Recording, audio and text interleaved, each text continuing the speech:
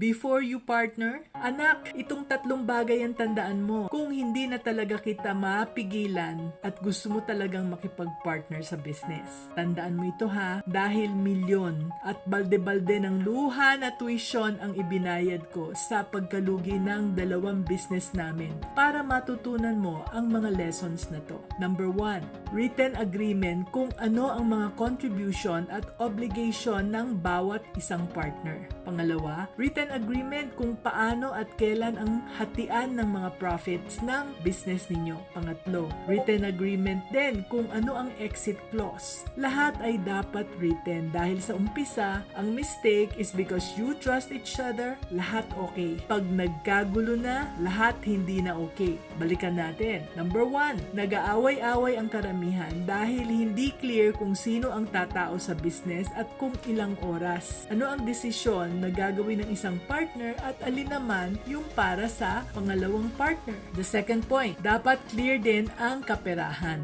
Magkano ang ilalabas ng bawat isa at ano ang hatian. The third point is hanggang kailan ang samahan ninyo. Paano kung umayaw na yung isa at or yung mamatay yung isa sa inyo? Paano ang computation ng bayaran? Lahat ng bagay ay dapat pag-usapan at nakasulat habang love pa ninyo ang isa't isa para pare-pareho kayong may peace of mind. That's how to be business-minded Pinoy.